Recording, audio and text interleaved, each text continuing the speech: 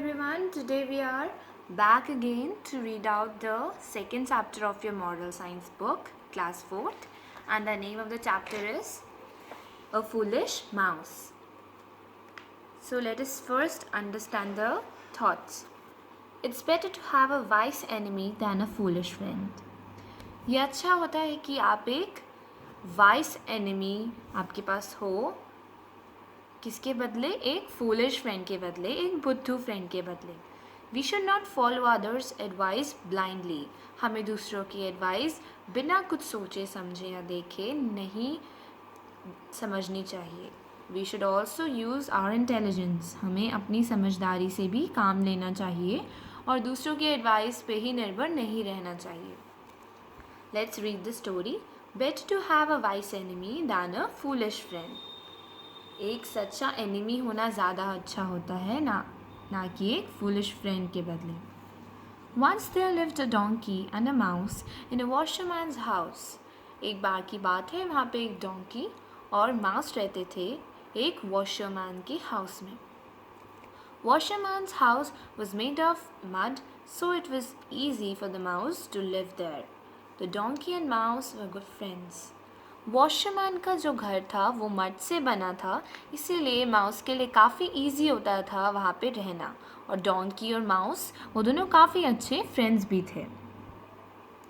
The washerman used to load all his clothes on the donkey's back.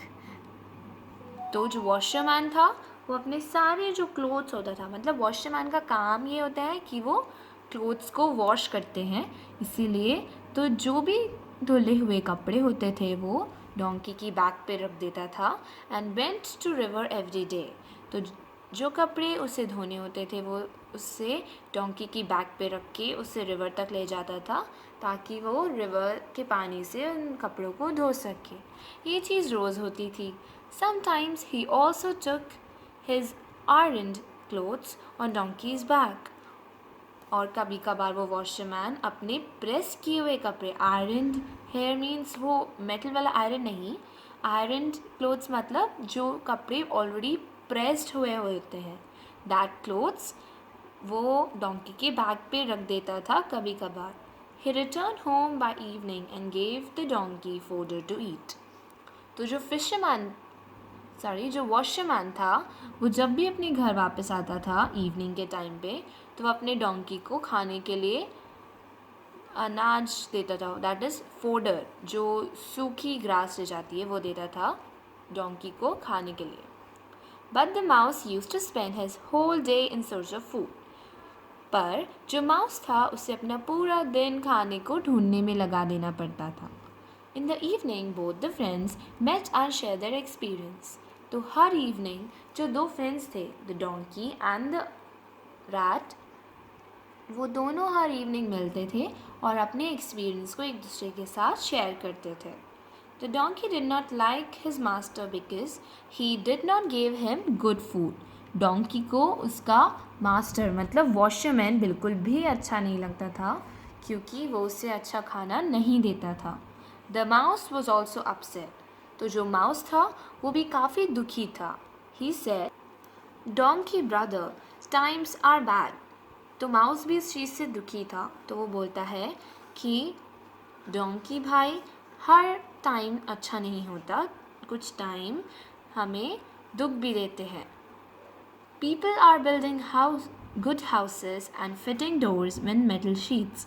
लोग अपने घर बना रहे हैं बहुत ही सुंदर, और उसमें डोर्स किस चीज़ के लगा रहे हैं? मेटल शीट्स के. They also use some other precautions. और वो और भी सारे प्रिकॉशंस लेते हैं. प्रिकॉशंस है मीन्स मतलब और सारी प्रिवेंशन लेते हैं. तो यहाँ पे माउस किस रेफरेंस से बोल रहा है? ताकि माउस घर के अंदर ना आ सके. It's really very difficult to find food. Many times I have to remain hungry without food. तो इस पैराग्राफ में माउस ये बोलना चाहता है कि जब लोग अपने घर बनाते हैं तो उसमें मेटल डोर्स फिट करते हैं और बहुत सारे प्रिकॉशंस लेते हैं.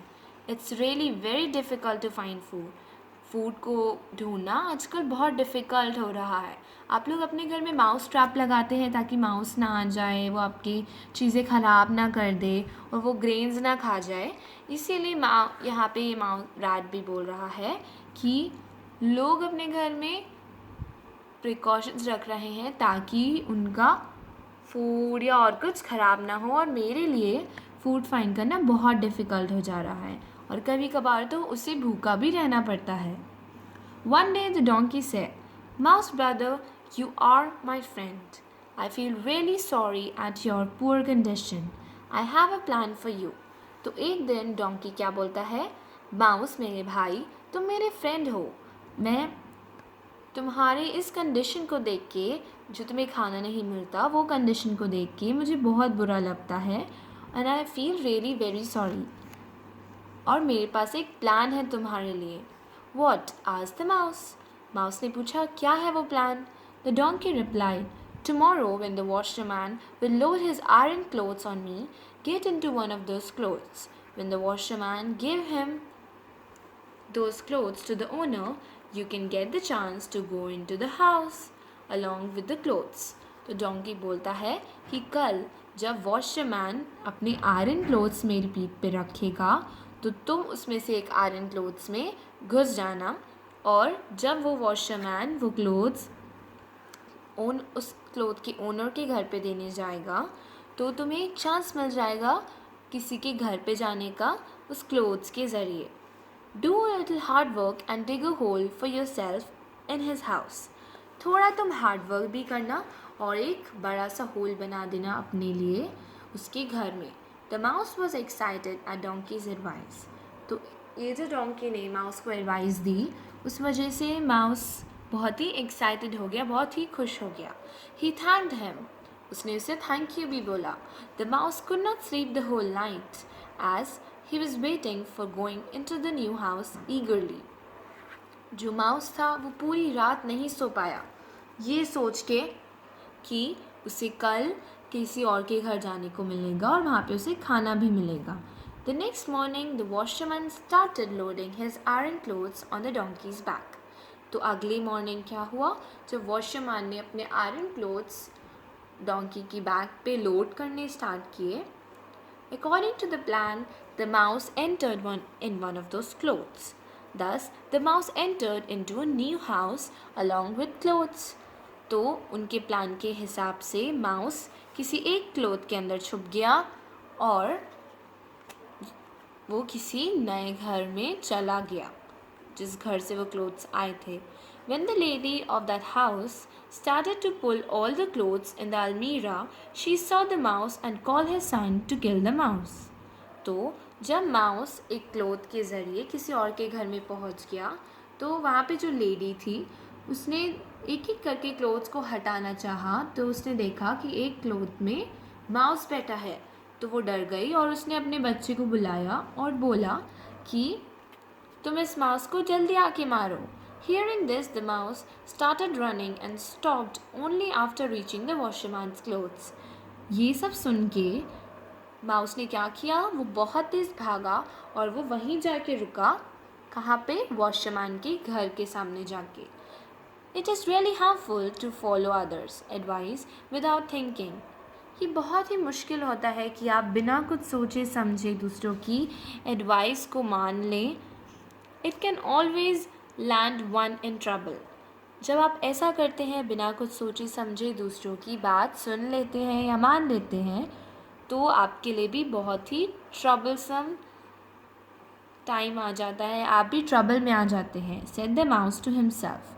ये सब माउस खुद को बोल रहा था क्योंकि उसने बिना सोचे समझे डिसीजन लिया और डोंकी की एडवाइस को मान लिया, इसलिए वो मुश्किल में पड़ गया। He was feeling sorry for not using his intelligence. तो उसे बहुत ही सॉरी फील हो रहा था कि उसने अपनी इंटेलिजेंस, अपना दिमाग यूज़ नहीं किया और सिर्फ डोंकी की एडवाइस को मान लिया। So this ends your chapter here, and the educational value of this chapter is journal intelligence. मतलब सिर्फ दूसरों की बात ना सुन के आप उनकी एडवाइस सुनने के बाद अपना भी दिमाग लगाइए, खुद भी सोचिए, थिंक थॉरफुली अबाउट द मैसेज और the advice that is given by others, और उसे सोच समझ के ही नेक्स्ट स्टेप लीजिए. So thanks for watching.